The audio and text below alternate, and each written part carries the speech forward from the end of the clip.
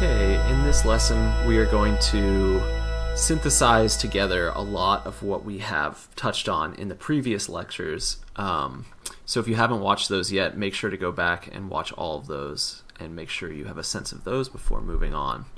And that's kind of the theme of this lecture. So development of capacities. This is something that we've touched on already. It's analogous to the idea that you have to know lines and points before you can go on to understand triangles and figures and do geometry, and how you have to have understanding of geometry before you can go on to understanding architecture or physics, right? So Aristotle adopts this view of the world. Everything is understood in terms of these kinds of developmental complexity. So starting from things in nature, we have very simple bodies like fire and rocks and water. And even these are compounds. So the most simple things we find in the world are already compounds and complex. But then we move up the chain of being, you might say. At the bottom of the chain, you have these simple bodies, fire, water. Then you move up a little bit and you get mixtures, compounds, more complex bodies, such as bronze. Bronze for Aristotle is mostly earth, but he thinks that it also involves fire. So he thinks that there's fire somehow in the composition of bronze itself.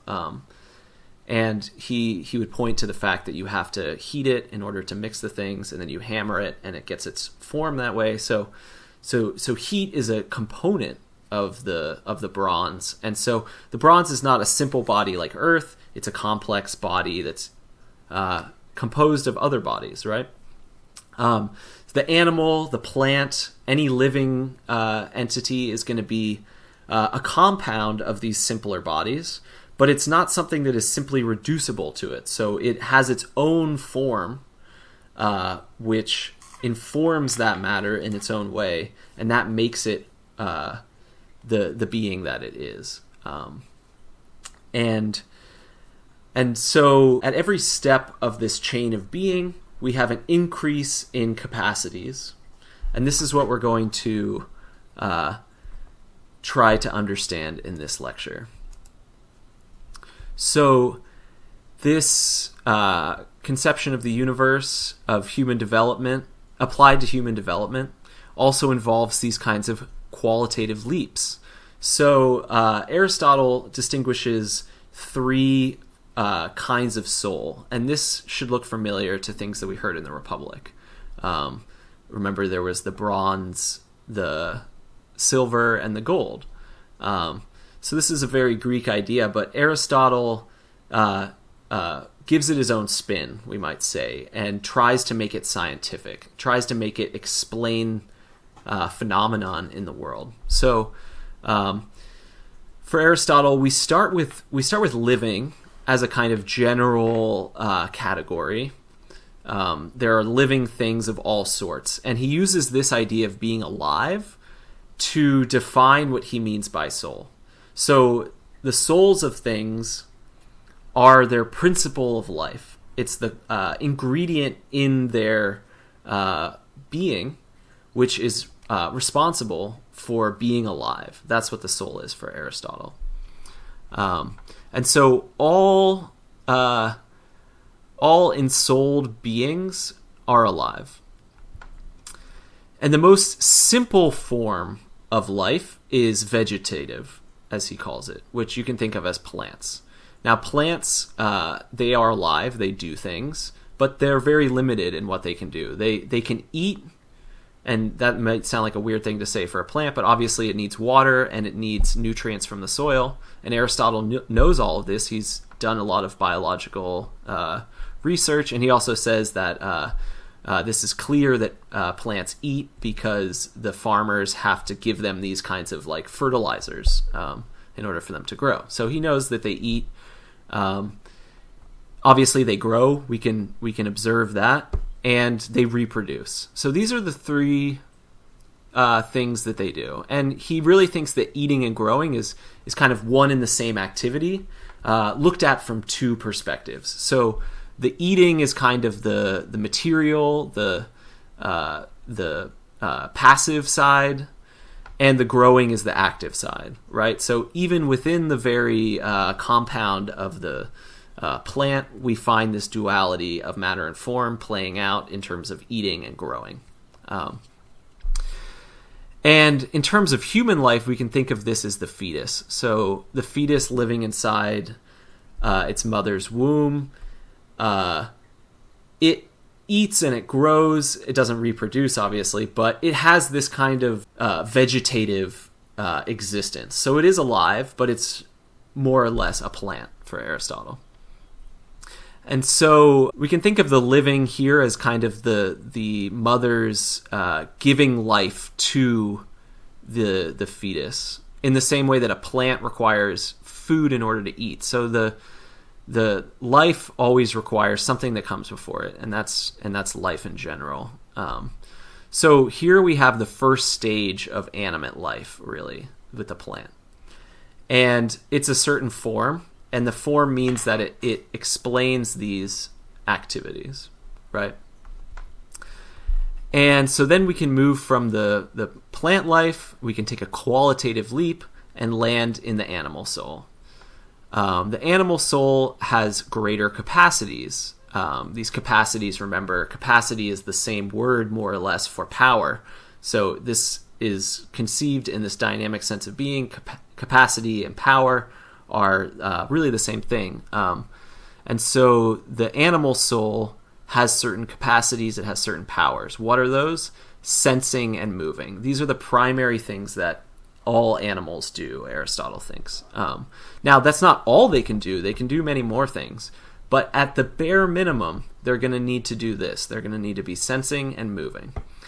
And so this is a new form that arises. So now the vegetative soul, which used to be a form, is now a matter. It's now the condition under which something else comes to be, and that is sensing and moving. So we move from the one level to the next level, and it's still included in the next level in the form of matter. So in the animal soul, we haven't left behind. So this qualitative leap does not mean we completely leave behind what's prior. We bring it along in power, Aristotle says, or as matter. Remember, the analogy of the dynamic sense of being is that matter form, patient agent, power, activity, that there's an analogy going on between those. So the vegetative soul remains in the animal soul as a kind of material component.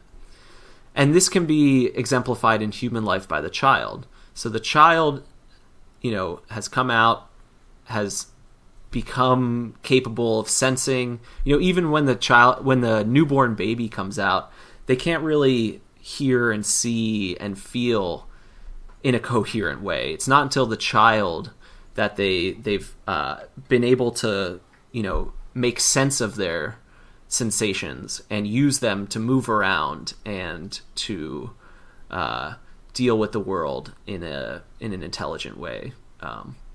So the animal soul is like that. It's like the ability to move around and act in a way which preserves their life. So that's why it's a form.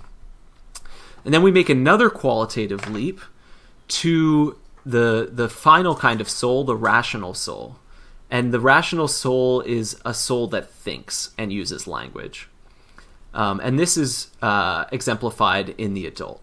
So obviously the child has certain rational capacities, but they are quite limited with respect to the adult. The adult is far more capable of thinking and using reason and, has learned geometry, let's say, and many other skills. And so they've done this kind of qualitative leap. And now, of course, at each stage in this qualitative leap, there is a gradual change. It's not an instantaneous change. But when we step back from the process, we see there's a definite qualitative leap from the fetus to the child and from the child to the adult. So the progress is continuous and is gradual. But when you step back and look at it, you see that the matter and the form relate completely differently on each level. So sensing and moving, that ability, becomes the condition under which thinking can arise, right? It becomes the matter of the form of thinking. And Aristotle, so what we just saw was basically their intermediate stages, their degrees through which we move from the child to the adult. It's not an instantaneous jump. There are many stages. And so Aristotle goes into that and tries to say exactly what qualitative leaps there are. So between just being able to sense and move around, what is required in order to get all the way to having a certain degree of thought and rational capacity? Well, there are actually many intermediate stages, and each one of them Aristotle refers to as a capacity or a power. So, like we said, sensation is a power. It's an ability that animals have. To see, to smell, taste, etc. Not all animals, Aristotle thinks, have memory. So while it's necessary that every animal has sensation, it's not necessary that every animal has memory. Only certain animals have memory, he thinks. And we're not going to go into the details of that, but he does think that there are empirical reasons to believe that that's true. So what does memory add to sensation? Well, if I have sensation, I have an immediate sense of something present to me. I'm only aware of what is present and acting on my sensory organs. What memory does is it brings back something that was present in the past, which is no longer present. So I can remember the sandwich I had yesterday, and that doesn't mean I'm sensing the sandwich. I did sense it in the past, but now I'm merely remembering it. But it's on the basis of having sensed it that I can remember it. So there's an irreversible relationship there, right? I can only remember things after they've happened. And so memory follows after sensation. And from memory, we can remember, any number of experiences that we've had. But there's another qualitative leap in order to approach to knowledge, and that is experience. So experience is on the basis of memory. So it uses memory as the material component, but it's a new form, a qualitative leap. And so what does experience give us that we didn't have in memory or in sensation? Well, experience for Aristotle, this might sound like a strange thing, like I didn't know I had a capacity of experience. What does that mean? Experience is the ability to remember multiple sensations, multiple things that we, I'll say experience, but I'm using the word slightly differently. I've experienced many sandwiches, let's say.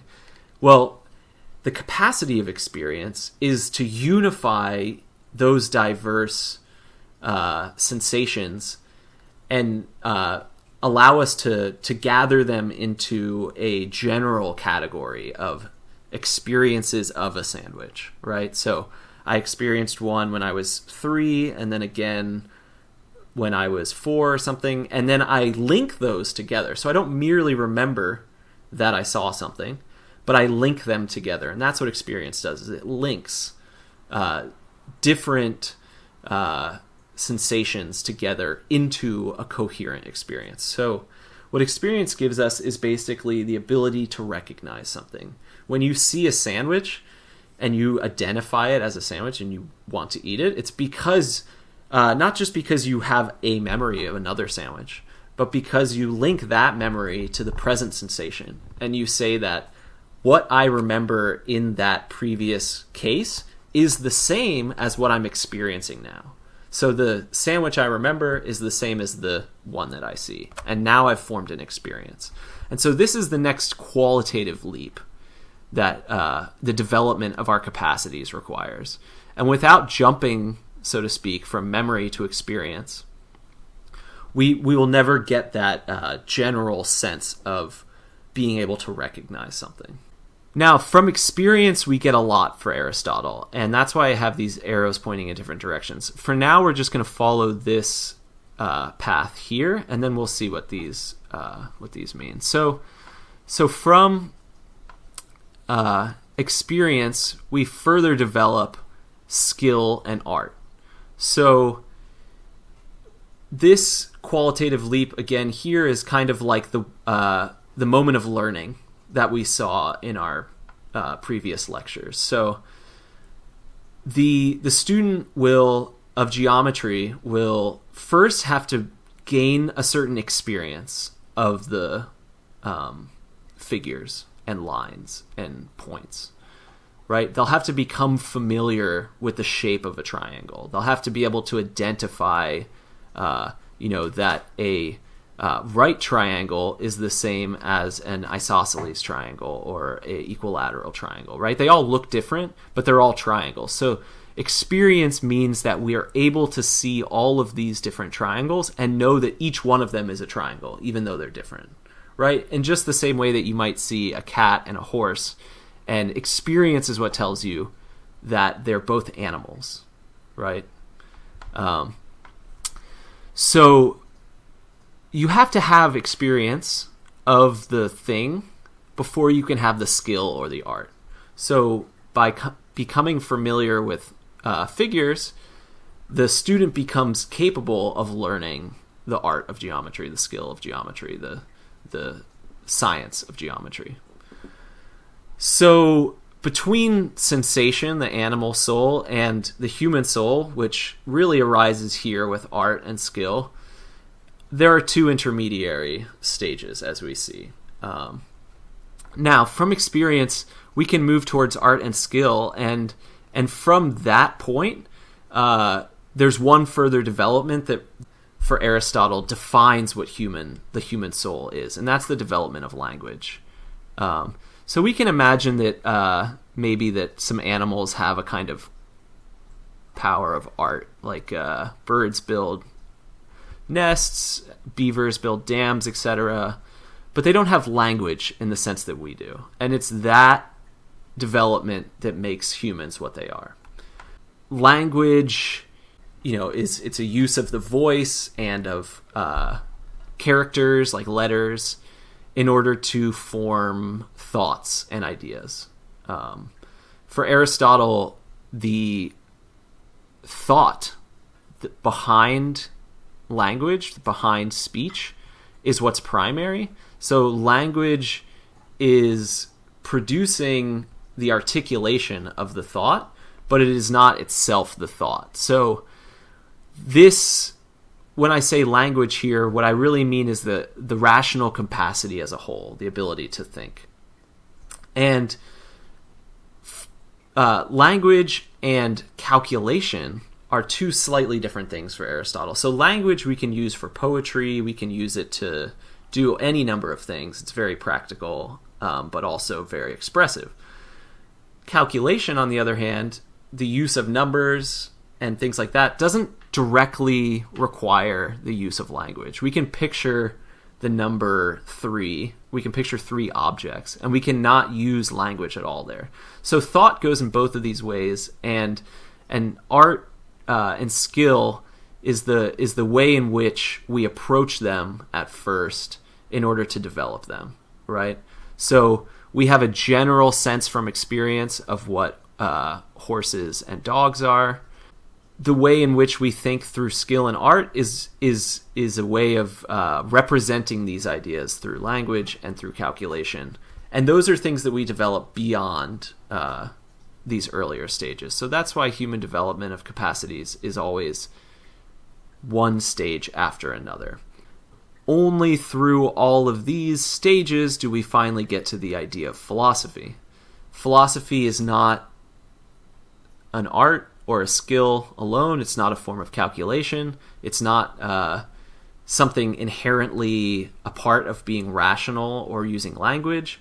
It's something above and beyond those. The other thing to say is that we don't necessarily have to go all the way to art and language and philosophy in order to talk about virtue. And now virtue is going to be the big concept that we turn to next. And so experience allows us to move to virtue. Language will also be related here, and there will be, for Aristotle, virtues of reason and calculation and language. They will lead to philosophy. But there are also ones which relate directly to our emotions, and that's what's going to be important. So sensation always involves, for Aristotle, pleasure and pain. And it is through developing a certain relationship to pleasure and pain through experience that virtues come about. So if every time I saw a sandwich, I had the sensation, I felt pleasure, and I just acted on that and just ate the sandwich, right? Well, that would not be a form of restraint. It would certainly not be a form of restraint. And restraint is going to be a kind of virtue for Aristotle. So if I acted on my desire at every moment, I would not have virtue. I would have vice. It would be a vice if I could not restrain myself from eating the sandwich. Why? Well, it might not be my sandwich. It might be someone else's sandwich. And if I eat someone else's sandwich, that's not a good thing. So it's going to be a vice, not a virtue. So this is all to say that experience and memory and sensation and virtue, these are all capacities which are not yet on the level of reason. But that philosophy and happiness, as we're about to see, depend on this half of the equation. So happiness is the result of a gradual perfecting of life through the developing of skills, knowledge, habits, and a power of reasoning. So all of those stages that we saw are important stages in the development of an individual's life, and they all come together to form happiness. So happiness, as we're going to see in the Nicomachean Ethics, is the goal of life for Aristotle. All of human life is aiming at happiness.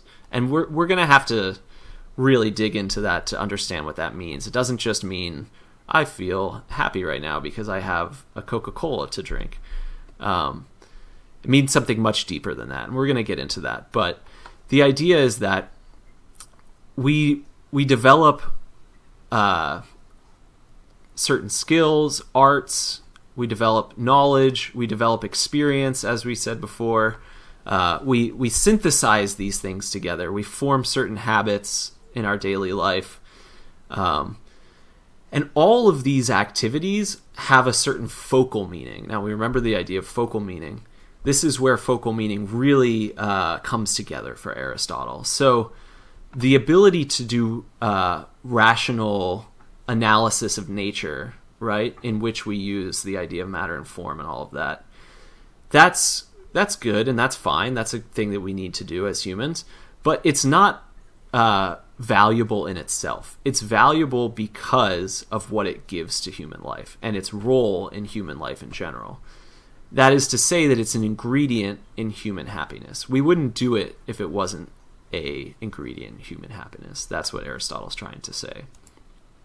So the dynamic sense of being, which we've been covering up till now, it has its focal sense. That means its primary meaning, its focal meaning, it's the same thing, in the notion of happiness. So happiness is the central focus towards which all human development aims. And since we started out with this idea of the matter and the form of a statue, and we moved through all the way to the natural being, who is a compound of matter and form, and developed that whole sense of dynamic sense of being there. Well, now we are humans, and we're the ones who are doing this process of thinking and understanding nature.